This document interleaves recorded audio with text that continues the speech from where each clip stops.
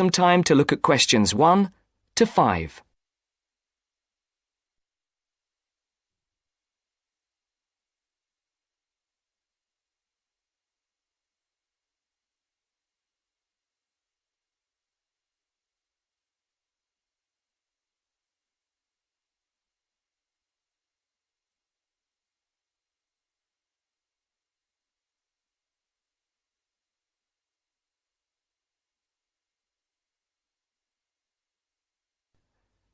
You should answer the questions as you listen, because you will not hear the recording a second time.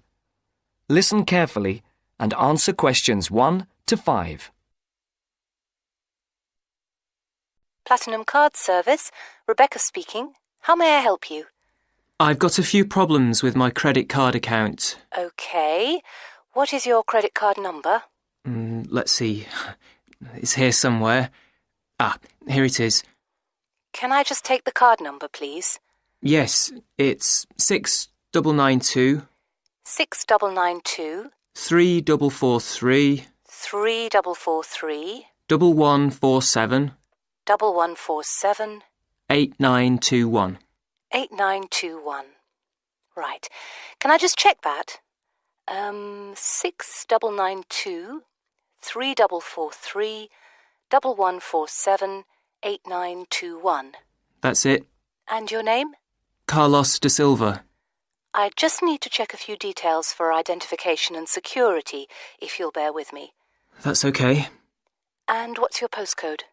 SE1 8PB. SE1 8PB.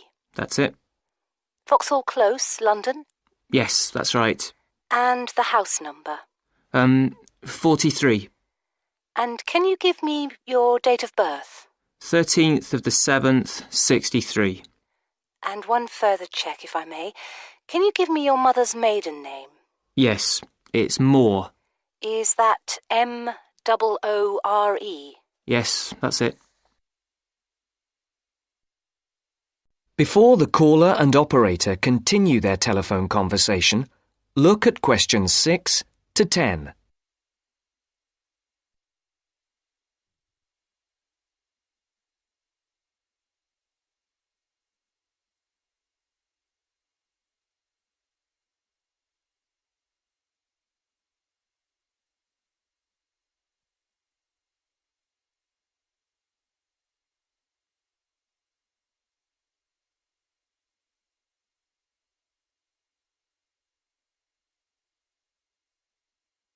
Now listen to the next part of the conversation and answer questions 6 to 10. For these questions, there are 3 alternatives: A, B, and C. Decide which alternative is the most suitable answer and circle the correct letter. Yes. Now, can we get on with this? Yes, sir, certainly. I'm sure you'll appreciate that all these checks are necessary for security reasons. So, what exactly is the problem? Problems? Okay. Well, first, your computer seems to have gone mad. I sent you £500 and on the statement for the account it shows that I only paid £300. Yes. The account does only show £300 was paid. Well, I paid the £500 in at the bank and I have my receipt, and my bank statement shows that £500 has been taken from my account. Oh, I see. What I'll do is check with the bank and see what they say. OK.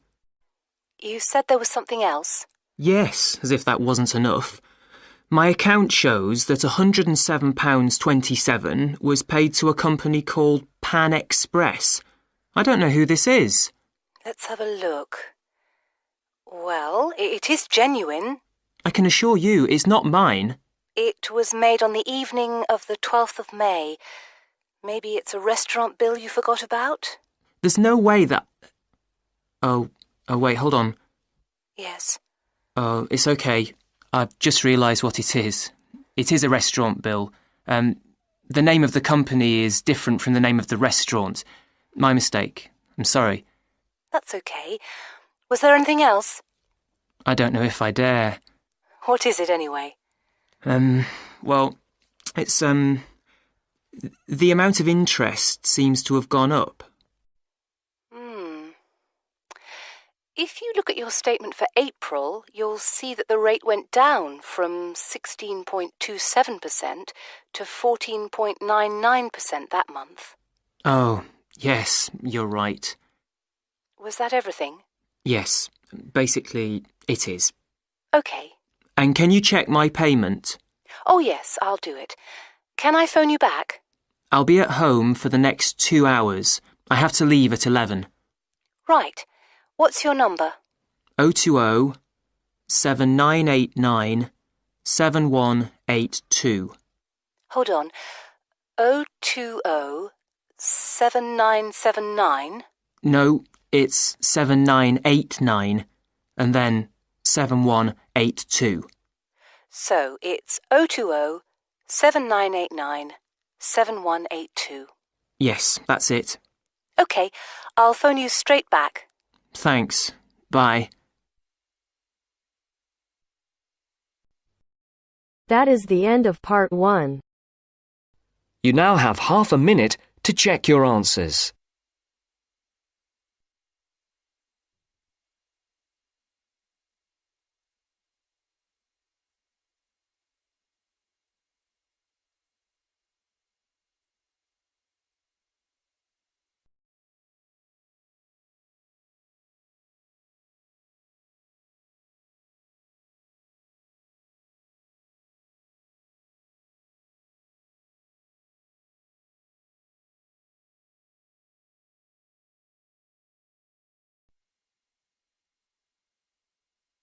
Now turns to part 2.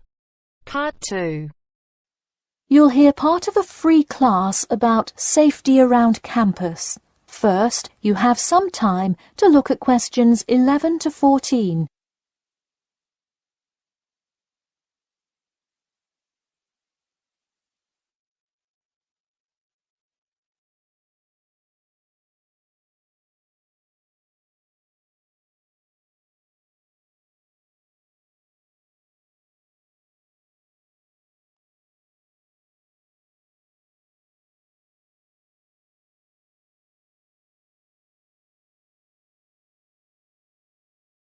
Now, listen carefully and answer questions 11 to 14.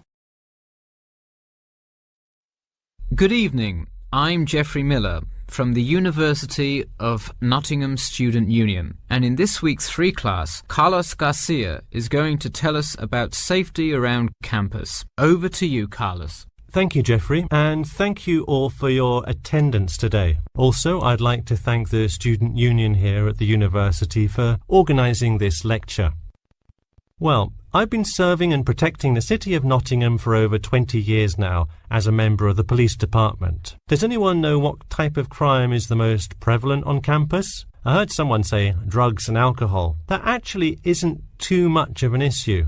Violence? Nope. Actually, the biggest thing we worry about here is theft. The nature of crime on Nottingham's campus is quite different from that of the surrounding areas.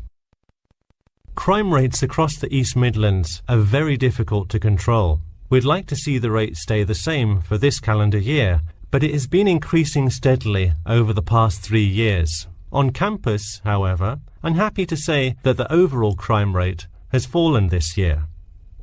You wouldn't think so if you've seen the extremely exaggerated stories in the media. The media has done nothing but cause more concern about crime in our area. Even the crime shows you see today are a little bit far-fetched, but at least viewers know they're not real events. We'd really like to see more factual news articles out there so the public can have a rational sense of the safety level of our society. Before you hear the rest of the talk, you have some time to look at questions 15 to 20.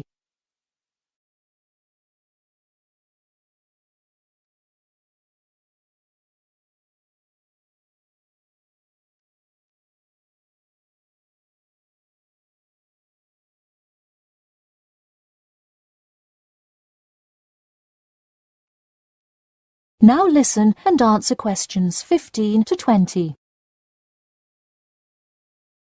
Okay, Let's move on to what to do when you see a crime. Do not get involved if at all possible, and do not draw too much attention to yourself by running away in a conspicuous manner. Though most likely, and hopefully, you will not have to experience this situation, if you are being mugged, please do not try to resist. Instead, be compliant and seek help after the incident. Like I said, though, it is highly unlikely that you will find yourself amidst a crime, but it is important to be prepared should it ever happen. We find that educating students and staff on the correct precautions to take is the best way to increase your safety. Just remember to be smart when you're out late at night and avoid any area or person that looks suspicious. I know it sounds obvious, but I cannot stress this enough. It's also not a bad idea to have your mobile phone with you at all times, but be careful.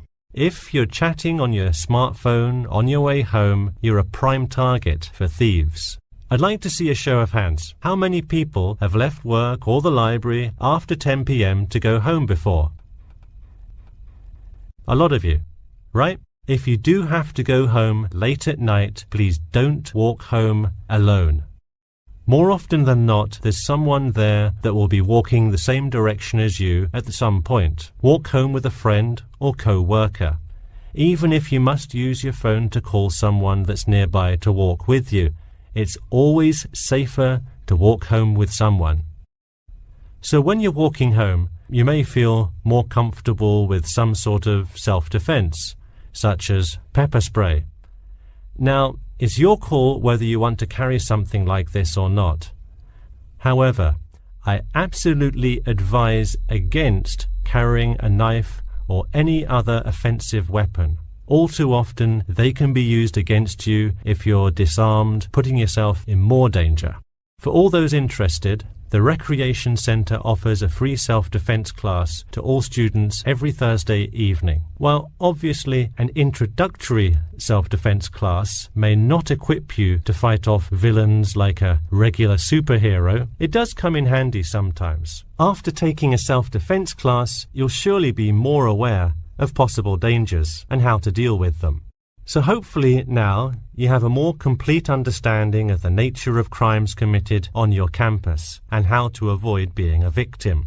I know most students at the University of Nottingham are not the criminal types, but remember that there is no barrier like a wall or something keeping non-students out. There's no army force securing the borders, and I doubt anyone wants it that way. The campus is generally a safe place, but it's not immune to small crimes once in a while. All right, that's all I have to say for today. Stay safe. That is the end of part 2. You now have half a minute to check your answers.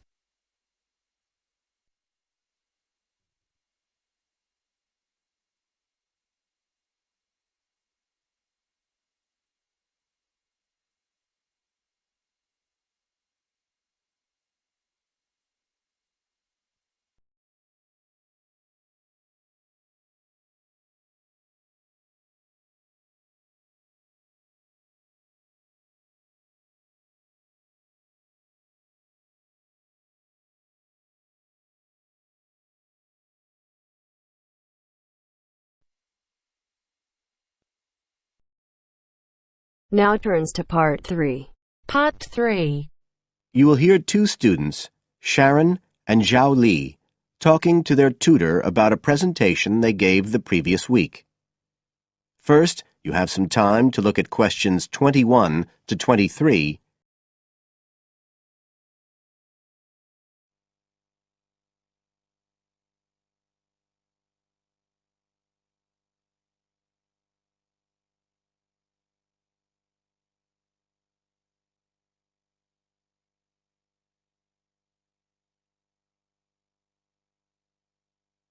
Now listen carefully and answer questions 21 to 23. So, Sharon and Zhao Li, in your presentation last week, you were talking about the digital divide, the gap between those who can effectively use communication tools, such as the internet, and those who can't. And you compared the situation here in Northern Ireland with Southeast China. Right. So I asked you to do some self-evaluation, watching the video of your presentation and thinking about the three main criteria you're assessed by: content, structure and technique. What do you think was the strongest feature of the presentation when you watched it? Sharon? Well, I was surprised actually, because I felt quite nervous. But when I watched the video, it didn't show as much as I expected. So which of the criteria would that come under? Confidence? That's not actually one of the criteria as such. Zhao Li? Technique? It's body language and eye contact, isn't it?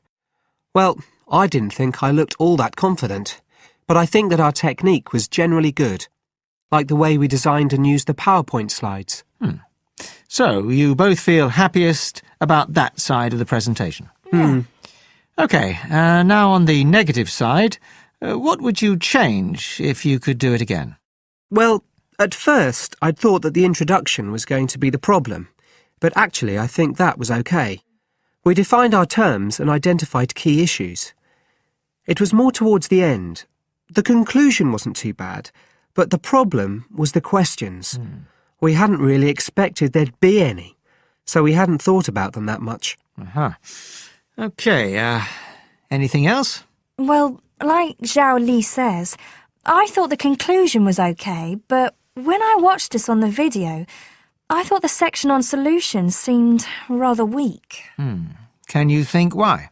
Well, we explained what people are doing about the digital divide in China and Northern Ireland, but I suppose we didn't really evaluate any of the projects or ideas. It was just a list, and that was what people were asking us about at the end mostly. You now have some time to look at questions 24 to 30. On page 93.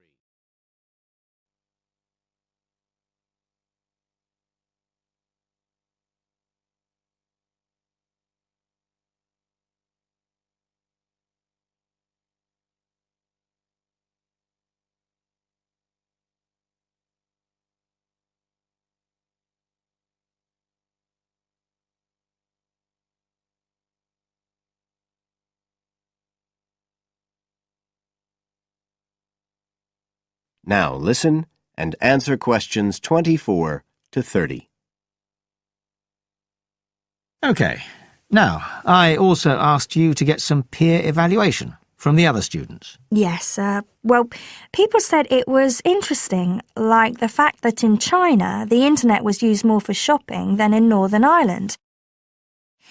They said sometimes it was a bit hard to understand because we were talking quite fast, but we didn't think so when we watched the video. No, it's a bit different, though, because you know all this information already. If you're hearing it for the first time, you need more time to process it. That's why signposting the structure and organisation of the talk is important. That seemed OK. No one mentioned that as a problem. Some people said that we could have had more on the slides, like some of the other groups had nearly everything they said written up on the visuals as well. But other people said the slides were good. They had just the key points. Yes. And most people said we had quite good eye contact and body language. They all pointed out we'd overrun. They all said we were 5 minutes over. But we timed it afterwards on the video, and it was only 3 minutes. We were a bit unsure about the background reading at first, but I think we did as much as we could in the time. Anyway, no one commented on that under content. But one thing that did come out was that they liked the fact we'd done research on both Northern Ireland and China.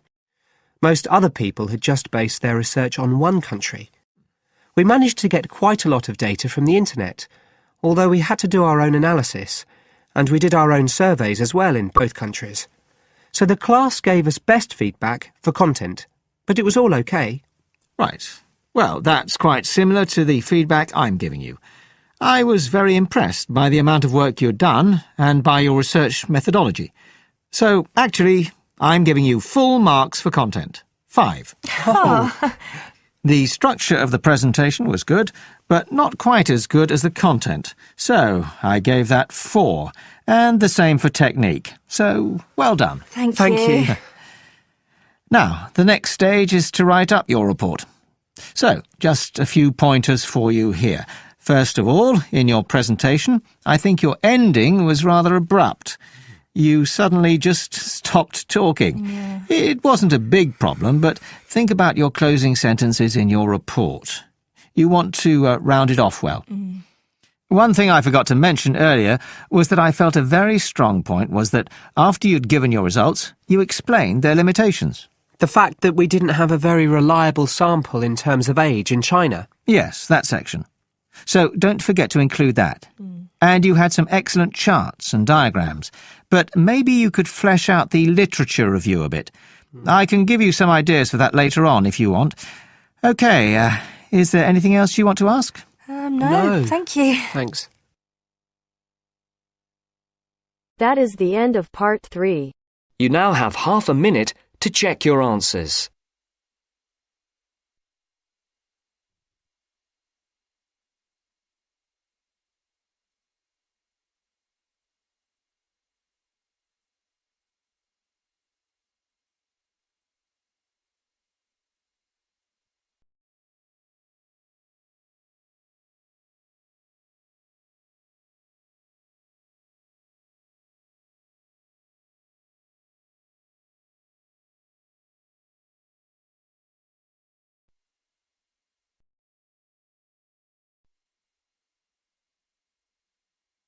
Now turns to part 4. Part 4. You will hear an introduction about an eco-friendly building called the Gherkin. First, you have some time to look at questions 31 to 40.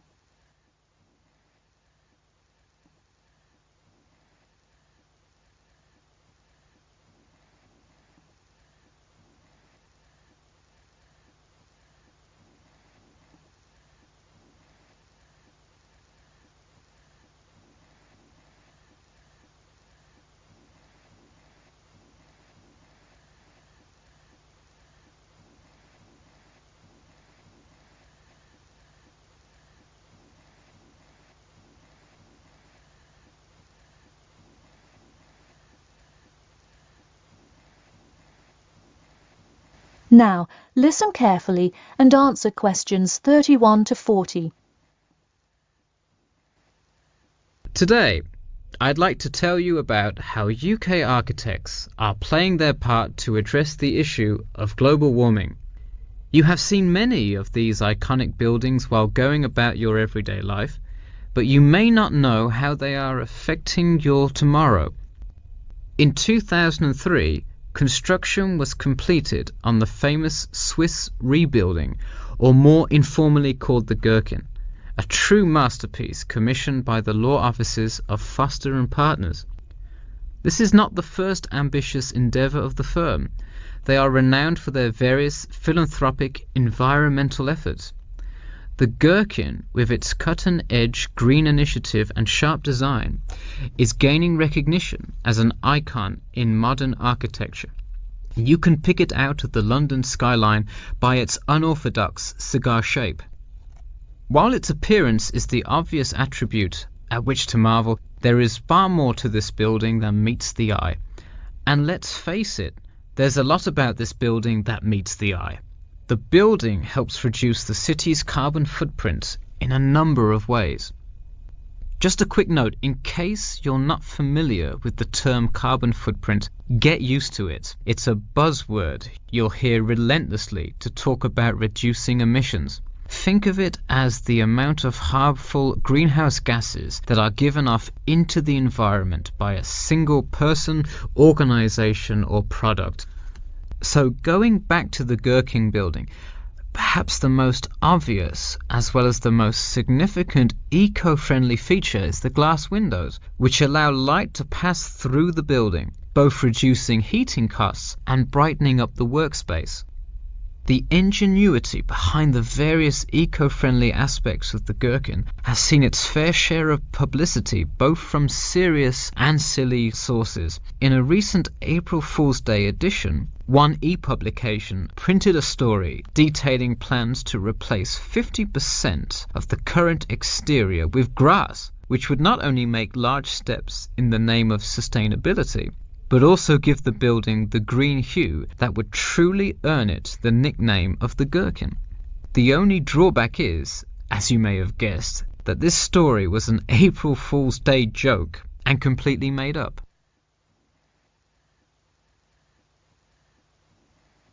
In all seriousness, though, the building is setting a new standard of design that other architects and city planners just cannot ignore. The building's bold and cost-efficient design has won a number of architecture awards, including the Stirling Prize, the London Region Award, and the Empress Skyscraper Award, among others. The design comfortably accommodates a large number of offices, while keeping maintenance and operation costs down, striking a superb balance between nature and the workplace. Nature is well and good, as long as the weather is nice outside. Given London's notoriously bad weather, the architects knew they must devise a quality temperature regulation system, and that they did. A special system designed to reduce the building's reliance on air conditioning was devised that cuts consumption in half compared to standard office buildings. There are atria that link each floor vertically to one another, forming spiraling spaces up the entire building. They serve not just as social common spaces, but also act as the building's lungs, distributing clean air from the opening panels in the facade through the entire building. The building isn't all business, though. It has its fair share of fun as well. At the very top, a club room offers a picturesque entertainment spot for company functions, private parties, etc., with a breathtaking panoramic view of the city. The creation of such an innovative structure has many wondering what the future of urban planning and architecture may be. Well, if the other projects currently commissioned by Foster & Partners are any indication, the entire city constructed with similarly eco-friendly buildings is not far in the distance. The Masdar City development aims to create a desert city that produces zero waste and removes as much carbon dioxide from the atmosphere as it puts in, a huge feat in protecting our Earth. The Gherkin is a truly impressive feat, yet it is not the only one worth noting. Now, to move on to another green initiative, I'll tell you about the Eden Foundation building found in Cornwall. That is the end of part 4. You now have half a minute to check your answers.